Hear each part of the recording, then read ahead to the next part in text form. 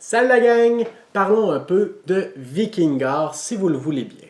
Alors, comme je vous l'ai dit, c'est le fruit d'une campagne Kickstarter. Alors, si vous voulez avoir des informations supplémentaires, le lien est dans la description de cette vidéo. Mais on va parler un peu ensemble des différences de cette version prototype versus la production finale qui sera à venir. Alors, si je vous parle des tuiles cadrans de la zone haute mer, des plateaux individuels de joueurs, mais également des jetons, alors les avant-postes, les dracars, les pièces d'or, les jetons à feu et à sang, tout cela sera d'une épaisseur de 2 mm en carton, vous l'aurez deviné. Alors un carton rigide pour des plateaux de joueurs rigides, finis, les plateaux mous comme ceci. Alors pour moi, c'est un gros plus d'avoir cette qualité-là. On aura également des cartes qui seront en finition linen, alors de qualité supérieure, mais on va garder un format de carte plus petite. Alors c'est super, on n'a pas besoin d'avoir des cartes d'une très grande taille, alors ça fonctionne très bien à ce niveau-là. On parle également des runes. Alors, dans la version finale, oui, on va avoir des runes qui seront en bois, mais certainement pas avec un autocollant qui leur aura été apposé sur une des faces. On aura des runes en bois gravé. Alors, vraiment, une belle finition de ce côté-là. Les règles, dans ma boîte, j'avais les règles en français. Dans la version finale, dans chacune des boîtes, le jeu sera en français et en anglais, ou alors au moins 2 langues de comprises dans chacune des boîtes, autant au niveau des instructions que des cartes, mais également des plateaux de joueurs. Alors, bien pensé à ce niveau-là. Voilà pour la majorité des changements entre la version prototype que vous avez vue et celle qui sera finale. Si on parle maintenant un peu de la campagne Kickstarter, alors les ajouts qui pourront être ajoutés à cette boîte si un certain montant est accumulé, alors les stretch goals, je sais que il y aura la possibilité de débloquer un 5e et un 6e joueur pour ce jeu. Alors présentement, il se joue de 2 à 4 joueurs, peut-être de 2 à 6 joueurs si le montant est atteint. Alors je vous reparlerai de ça dans quelques instants parce que, bon, j'en dis pas trop, on s'en reparle dans quelques instants. Côté stretch goals, nous aurons également un gravage sur chacune des tuiles qui pourra peut-être être unique au lieu d'avoir un même gravage sur toutes les tuiles, une qualité de sac supérieure et, ajout très intéressant, vous savez que le jeu comprend 24 cadrans. Alors tous les cadrans sont utilisés pour l'agencement du Midgard. La seule chose qui change, ce sont évidemment les emplacements de ceux-ci parce que tout ça est fait de façon aléatoire. Mais grâce à un des stretch goals, nous pourrons ajouter un certain nombre de cadrans supplémentaires, mais en gardant toujours le même nombre de cadrans en jeu. Alors une bonne variété. Et ces nouveaux cadrans auront des caractéristiques uniques, des caractéristiques spéciales dont je n'ai aucune idée. Alors je ne peux pas vous donner des informations supplémentaires là-dessus, mais intéressant quand même de savoir qu'il y aura peut-être du nouveau contenu à ce niveau-là. Maintenant, on tombe dans le cœur de cette vidéo, alors mon appréciation.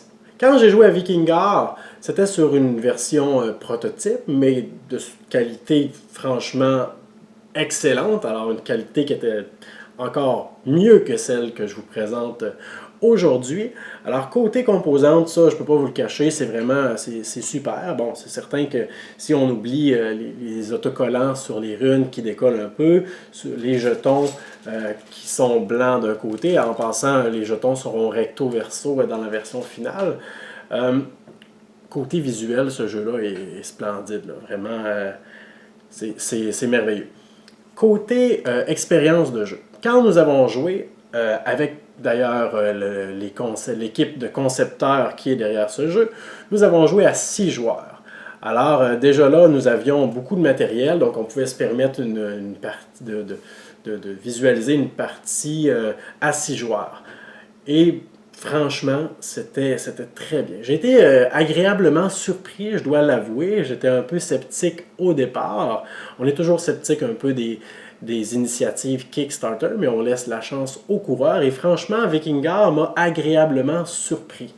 Et ce qui est intéressant, c'est vraiment, en fait, l'éventail large de possibilités qu'on a par rapport aux exploits. Alors, si on décide de faire une partie qui va se terminer après 4 exploits, ben, j'ai une possibilité de 8 exploits à réaliser et je peux un peu orienter ma stratégie en fonction de ce que les autres font et de ce que je veux faire. Alors, on peut gagner des exploits pour perdre des combats, mais on peut également gagner des exploits pour remporter la victoire. On peut avoir des exploits pour, bon, on va aller voir quelques exemples, abattre des bateaux ennemis, pour piller des villes, pour vaincre des monstres, pour être le plus riche, pour piller des places fortes, des lieux de culte. Alors, il y en a plusieurs et vraiment, ça offre un éventail de possibilités qui est intéressant. Autre chose qui est à préciser avec ce jeu, l'aspect d'exploration. Alors j'aime beaucoup l'aspect que toutes les tuiles sont face cachée au départ et on se lance dans des directions. En fait, les joueurs pourraient décider, c'est le désir, de tous aller dans la même direction, mais puisqu'on a cet éventail de possibilités-là, on peut aller explorer un petit peu dans toutes les directions. Et on a toujours la possibilité de revenir en haute mer pour aller dans n'importe quelle zone du jeu. Alors, ça ne nous prendra pas 8 tours pour passer d'une zone à l'autre. On a toujours cette possibilité-là de revenir en haute mer et d'aller explorer une nouvelle zone. Alors ça, c'est une bonne alternative, mais il y a un risque à revenir en haute mer, c'est qu'on doit affronter une carte événement et celles-ci peuvent être neutres, alors il est possible que rien se passe, mais il est possible d'affronter un événement qui est terrible et qui peut détruire notre dracard ou nous priver de certaines pièces d'or. Alors c'est un risque quand même, mais c'est très bien pensé quand même.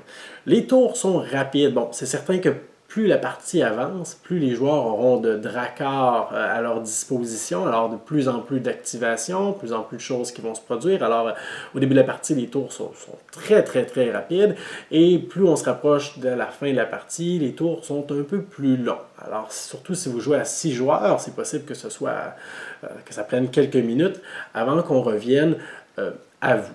Mais c'est rien de trop lourd, de trop pénible, parce que les activations se font assez rapidement. Un mouvement, une action. Un mouvement, une action. Alors que vous ayez 2 dracars ou 4, ça se fait assez rapidement. Les seules choses qui prennent un peu plus de temps, c'est s'il y a des affrontements. Et justement, je dois vous avouer que cette idée de résoudre un combat, pas avec des dés, pas avec une gestion de cartes, mais en lançant des runes, c'est audacieux.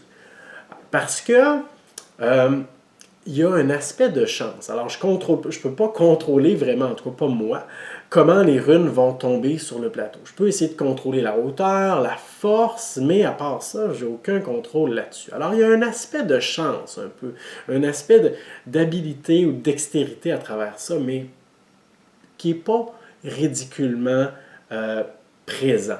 Alors, ce n'est pas le lancer de runes qui va déterminer au complet l'issue de la partie, parce que de toute façon, si je perds le combat, j'ai tout de même la possibilité d'avancer mes exploits. Alors, dans...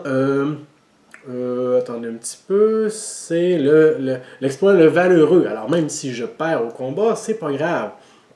Mais c'est toujours stressant, là, de lancer les runes et là de compter notre résultat et après ça le défenseur doit également lancer les runes ou la quête mythique, le monstre qu'on veut affronter et c'est toujours intéressant de voir ce qui va se produire et là tout le monde autour de la table se lève debout quand la rune tombe à la verticale comme ça et qu'il y a victoire automatique, ça peut renverser la vapeur, c'est vraiment c'est audacieux puis c'est rafraîchissant également comme mécanique.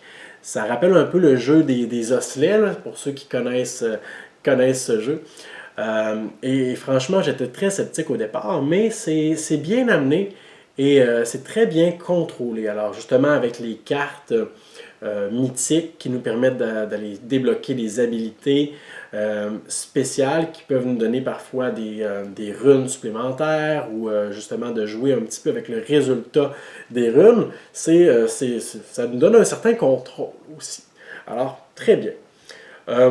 Ce que j'apprécie aussi, c'est qu'il n'y a pas de joueur qui va mener là, tout le long de la partie, puis qu'après 2 tours, on est certain que c'est lui qui va gagner. Tout le monde avance dans ses exploits à peu près au même rythme. Il y en a tellement qu'on peut progresser de n'importe quelle façon. Et au terme de la partie, il n'y a personne qui va gagner justement avec une avance ridicule. Tout le monde va être dans ses dernières actions. Si on avait 5 exploits nécessaires pour atteindre la fin de la partie, bien, tout le monde va être à 5 ou à 4 environ. Alors, il y a cette espèce de mécanique de rattrapage qui est présente et justement le fait que le joueur qui a toujours le moins de points en exploit peut justement lui aussi gagner des exploits à ce niveau-là. Alors ça, c'est bien pensé. Si j'ai des points négatifs ou constructifs à donner, ben, il y a la mécanique de fin de jeu que je trouve un peu particulière, où est-ce que, justement, je peux être le premier à atteindre mes exploits, et ça ne veut pas dire que je vais gagner le premier. Ça, c'est très bien pensé. Mais l'aspect où est-ce que je dois piocher une carte, si c'est une chute, je dois faire un lancer de runes pour voir si mon mouvement s'arrête là et que je peux continuer au prochain tour d'explorer une autre tuile et de piocher une autre carte au bout du monde. C'est bien, mais l'aspect de chance pour piocher la carte porte du Valhalla, cet aspect-là on dirait que c'est mal adapté un peu. Alors, peut-être que les concepteurs vont retravailler ça et que ça va changer en cours de campagne ou quoi que ce soit. Ils sont très ouverts aux suggestions également. Mais on dirait que cet aspect de chance-là en fin de partie était un peu trop poussé et pas nécessaire. Alors je ne sais pas s'il y aurait moyen de trouver autre chose pour déclencher pas la fin de la partie, mais vraiment de déterminer le gagnant lorsqu'on franchit les chutes au bout du monde. Sinon, bon, comme je vous ai parlé, parfois ça peut être un peu long avant que notre tour revienne si les joueurs ont tous beaucoup de bateaux et qu'on a beaucoup d'activations à faire. Mais franchement, avec ce que je vois dans la campagne Kickstarter, ce jeu-là a tout pour réussir et est très prometteur. Alors en tout cas, j'espère que cette vidéo vous aura donné des informations supplémentaires et vous aura guidé un petit peu dans votre décision de backer le jeu ou non. Si vous avez des questions, n'hésitez pas à les poser en commentaire. Je pourrais y répondre si je connais la réponse et si ce n'est pas le cas, alors je pourrais directement lancer la question au concepteur du jeu et nous aurons, je l'espère, une réponse rapide. Alors, merci pour votre écoute. Moi, je vous dis à la prochaine.